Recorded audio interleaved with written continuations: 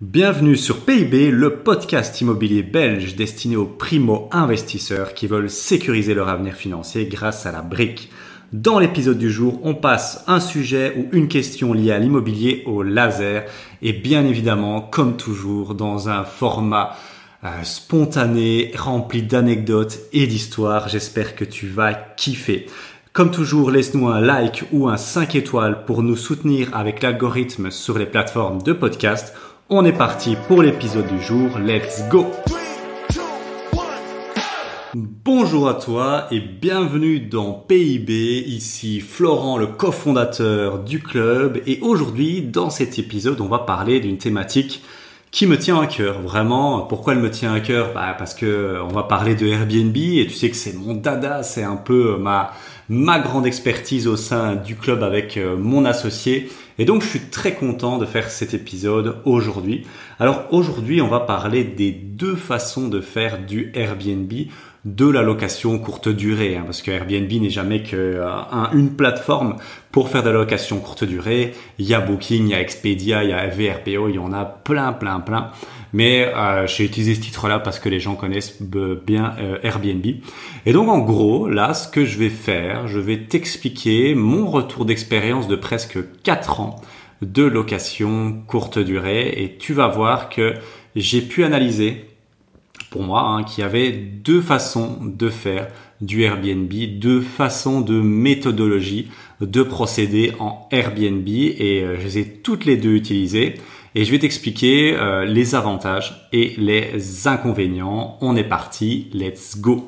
Alors, si tu ne le sais pas encore, moi j'ai démarré fin 2018, j'ai acheté une petite maison, le Qui l'eût cru numéro 1 pour 65 000 €. Alors, tu es sûrement en train de te dire, waouh, c'est pas cher, c'est dingue, il a vraiment de la chance, ça existe plus là à l'heure où je suis en train de l'écouter. Eh ben, ça, c'est faux. Je vais justement te parler dans un autre épisode d'un achat que j'ai réalisé en 2022, mi-2022, à 59 000 €. Mais bon, c'est pas le sujet du jour. Je voulais juste te dire que 65 000 €, travaux compris, mobilier compris, donc sur papier, une extraordinaire bonne affaire, utilisable uniquement en location courte durée ou en location classique parce que la maison c'est une petite maison. Mais moi mon objectif c'était LCD. Alors pourquoi LCD? Je sais pas si j'en ai déjà parlé dans un podcast. Je le dis souvent quand on fait des conférences, mais moi je partais avec ma chérie pour la stratégie qui générait le plus de cash en le moins de temps possible pour être libre financièrement le plus rapidement possible. Et aussi, je vais être très transparent et ça c'est vraiment un peu entre toi et moi, bien évidemment, je le dis pas souvent, mais moi j'aime bien faire ce que personne ne fait. Et en fait à l'époque, dans l'immobilier, j'avais bien compris que beaucoup de gens partaient sur cette stratégie de colocation à l'époque, que c'était un peu le truc à la mode pour faire de l'immobilier au rendement. Et moi j'ai dit, ok, moi je veux pas faire ça parce que tout le monde le fait. Et fait marrant, ma compagne est comme ça aussi, voire même à la limite un peu plus que moi. Et donc, dès qu'on peut faire quelque chose que personne n'a fait ou que peu de gens font, même si c'est 10 fois plus dur, 100 fois plus dur, on va le faire. Et donc, voilà, c'est la combinaison de ces deux choses-là nous ont fait nous lancer dans le Airbnb, dans la location courte durée. Donc, fin 2018, on se replonge en fin 2018, on a notre crédit chez Record, 125%, c'est génial, en bullet, donc vraiment pas très élevé au final, même si pour ce prix-là, on a acheté 2 maisons. Je l'explique aussi assez souvent, une maison où on habite et qu'on loue de temps en temps quand on part en vacances. Et le projet, c'est de la louer même plus régulièrement. Cette maison, elle est superbe. Vraiment, elle est superbe. Elle est de loin vachement plus sexy que tous nos Airbnb. C'est normal, c'est notre maison, tu vas me dire. Et celle-là, l'idée, c'est que pouvoir la louer 6 mois de l'année quand on part à l'étranger. Et elle va générer beaucoup de cash parce qu'elle est grande et elle est super bien située. Enfin bon, je m'égare. Je disais donc, nous, la première méthode qu'on a utilisée, la première façon de faire de la location courte durée, c'est quoi? C'est de tout faire soi-même. Voilà, c'est tout bête, mais c'est de tout faire soi-même. Alors, qu'est-ce que ça implique de tout faire soi-même? Qu'est-ce qu'on met dans tout faire soi-même dans la location courte durée? Tout d'abord, il y a le truc le plus flagrant, c'est les ménages. À chaque fois que les gens partent, c'est faire les ménages. Alors ça, je vais être très transparent, c'est possible à faire quand on n'a qu'un. Quand tu commences à en avoir deux, ça devient difficile de tout faire soi-même au niveau des ménages. Quand tu en as trois, tu fais une croix dessus, c'est impossible. Parce que si il y a trois arrivées le même jour, il te faut au moins quelqu'un pour t'aider. Donc, quand on a démarré fin 2018, on en avait qu'un qu'on louait, c'était le Qui l'eût cru, donc on faisait tous les ménages nous-mêmes.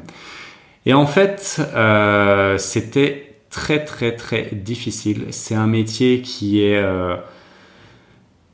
pas facile, hein. Vraiment, le ménage, il y a des métiers comme ça qui ont une certaine pénibilité, et celui-là, il en fait partie. Et on est avec ma chérie, surtout ma chérie, était très dans tout ce qu'on, beaucoup de rigueur dans le ménage. Donc c'était des ménages qui prenaient beaucoup de temps, et c'était elle aussi qui s'en occupait beaucoup à l'époque. Donc voilà, c'était et moi je l'aidais de temps en temps. Donc les ménages. Les check-in, check-out. Alors ça, c'était en gros l'accueil des gens et la récupération des clés.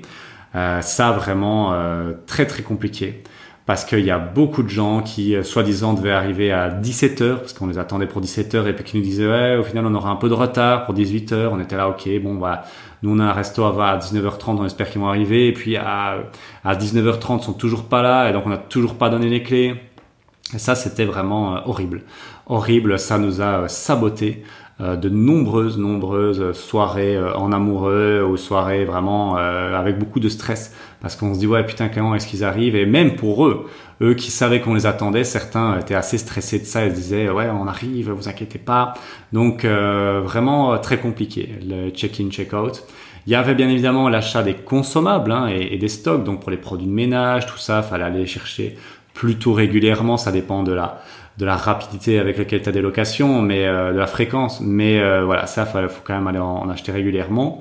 Et puis il y a les messages qu'on envoyait à chaque vacancier, hein. Chaque message était au début, je te parle, envoyé à la main, souvent personnalisé. Donc ça prenait quand même du temps, même si c'est que quelques minutes. Je t'assure que 5-10 minutes, c'est vite fait, quoi, tu vois. Et donc ça prenait beaucoup de temps aussi. Et puis autre chose qui prenait aussi beaucoup de temps, c'était la literie, donc proposer des draps et une literie de qualité et propre, on va dire ça comme ça. Et la même chose, pour la petite anecdote, on a cassé une machine parce que elle servait trop, en fait. La machine, c'était pas une machine professionnelle, donc elle faisait tout notre on va dire literie, mais aussi celle du Qui l'eût cru, hein. Et donc à un moment elle a rendu l'âme parce qu'elle était trop utilisée. Heureusement elle était sous garantie, mais quand même c'est pour te dire à quel point elle tournait bien. Et donc en fait on s'est lancé fin 2018, début 2019, et en fait fin 2019 on est arrivé à un constat assez triste et effrayant peut-être même. C'était de se dire putain, on n'en peut plus. C'est pas pour ça qu'on avait signé. Nous, dans le mot liberté financière, il y a quand même le mot liberté, et donc on gagnait quand même un bon revenu grâce au Qui l'eût cru, mais on s'était mis un deuxième job sur les bras qui générait beaucoup de tension, beaucoup de stress au sein du couple, parce que c'était pas du tout pour ça qu'on avait signé. Et ma chérie ici avait d'autres projets, celle qui à un moment s'en est beaucoup occupée. Elle avait d'autres projets que de faire du nettoyage et de la literie de ses projets. C'était plutôt des projets artistiques, et elle avait pas les ressources en temps et cognitives et en énergie pour développer ce projet artistique à cause de ça. Et donc, conclusion, après 10-12 mois de Airbnb, la première méthodologie de tout faire soi-même, on se construit une prison dorée. En fait, pour moi, la première façon, c'est vraiment la création d'une prison dorée. Donc, on gagne beaucoup, mais on est en prison et on est même esclave de notre Airbnb. Il nous arrivait, tiens-toi bien, je l'explique parfois dans mes conférences, de fermer des nuitées parce que en fait on n'en pouvait plus, on n'avait plus un moment pour nous. Alors le point positif, c'est que ça tournait bien, là-dessus on va pas cracher dans la soupe, mais ça se tournait tellement bien qu'on n'avait plus aucun moment pour nous, donc c'était vraiment pas un bon deal. Et donc la conclusion de la première méthode de tout faire soi-même quand on se lance dans le Airbnb, en fait, c'est que tu te crées un deuxième job. Et donc ça peut être dans une stratégie, voilà, ça peut être la stratégie de se dire on se crée un deuxième job, et ça me permet de quitter mon premier job, et au moins je suis mon propre patron. Ça peut être possible, mais nous, c'était pas notre objectif. Et donc, des gains financiers assez importants, mais aucun temps libre et aucune liberté de mouvement, parce que quand il faut attendre les gens pendant jusqu'à 19h, tu peux pas aller au resto avec des amis, avec la famille, parce que tu attends tes clients et tu mets en retard tout le monde, c'est super chiant. Voilà, c'est un exemple parmi d'autres. Et puis par exemple, tu as des gens qui arrivent le dimanche et donc tu dois faire le ménage pour ces gens-là. Le samedi, faut pas boire trop, quoi. Faut pas aller jusqu'au bout de la nuit, parce que sinon le lendemain t'es KO pour faire le ménage et c'est vraiment désagréable. En fait, notre vie commune était conditionnelle des Airbnb, et ça, enfin du Airbnb ici qui est le cru, hein. Et donc c'était vraiment difficile.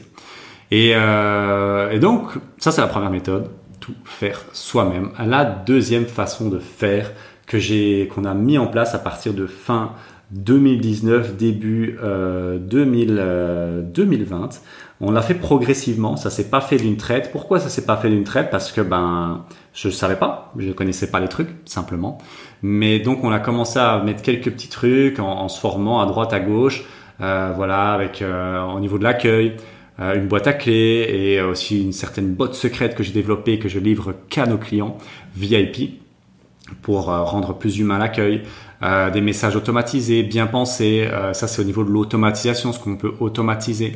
Et en fait, nous, ce qui a vraiment été un gros game breaker, un gros changement, c'est qu'à un moment, on a pris une grosse formation, un gros accompagnement avec un mentor français spécialiste du Airbnb.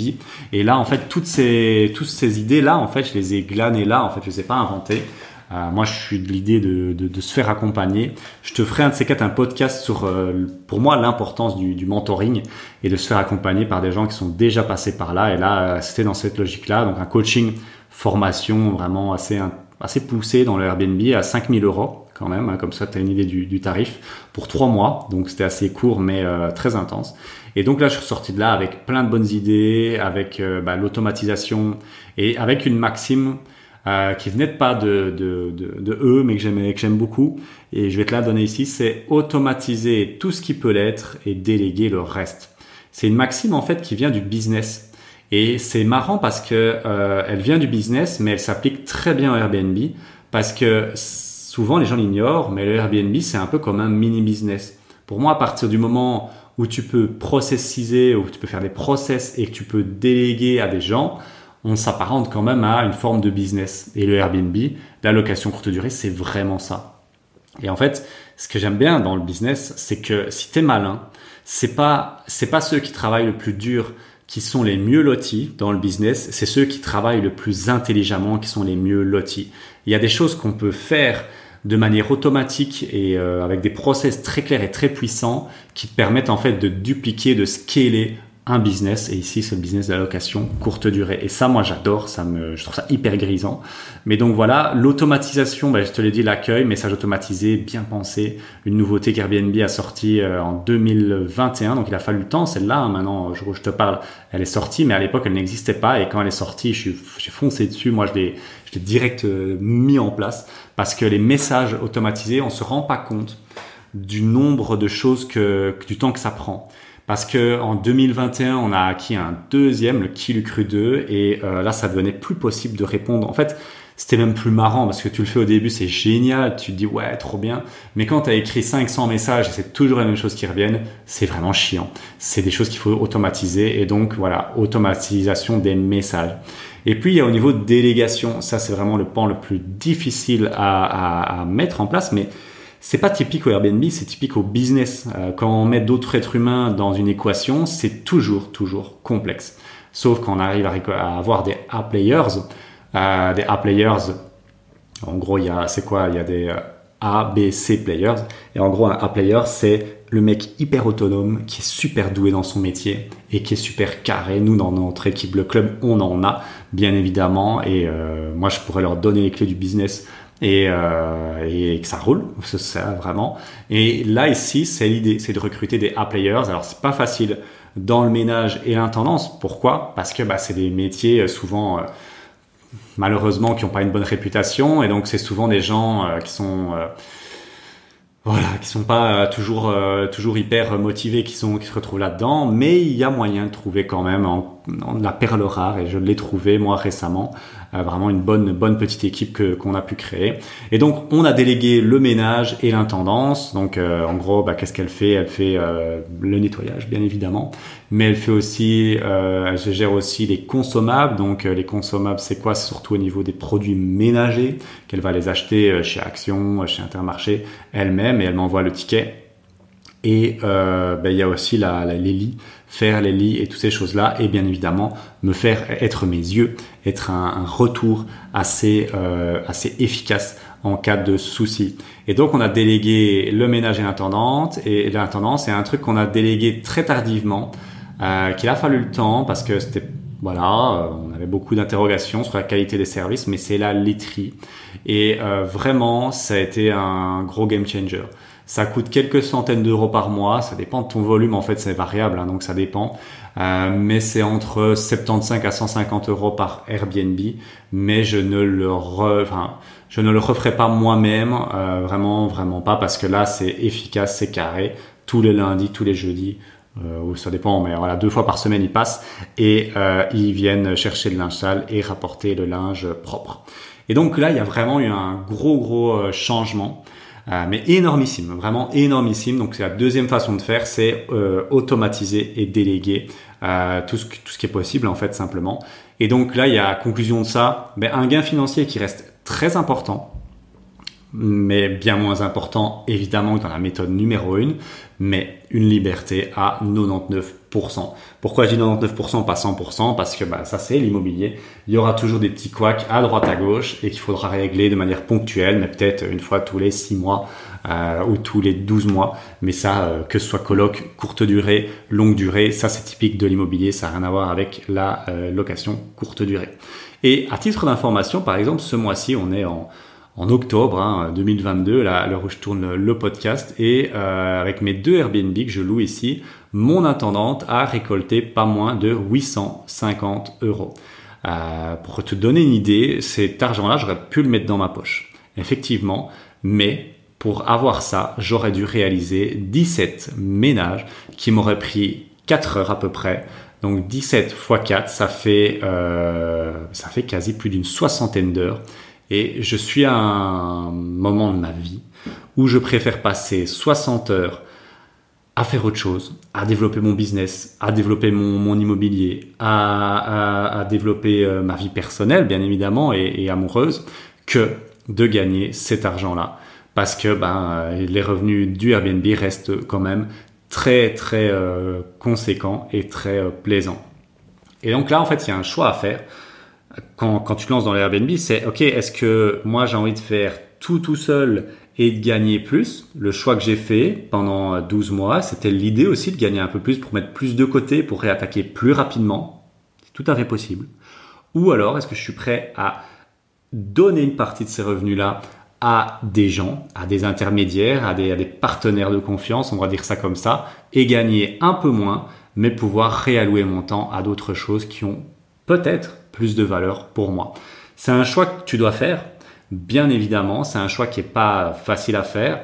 Moi, voilà, je t'ai expliqué mon histoire. Le choix numéro 1, je l'ai appliqué au début et c'est devenu une vraie prison. Donc pour moi, la manière de faire, c'est le choix numéro 2 et c'est ce que j'enseigne à tous nos coachés, à ceux qu'on accompagne dans le Club Elite. Parce que tu te doutes bien que là, je t'explique tout ça en 2 temps, en 3 mouvements, mais l'accueil, il y a énormément de finesse dans l'automatisation de l'accueil. Même chose dans l'automatisation des messages automatisés.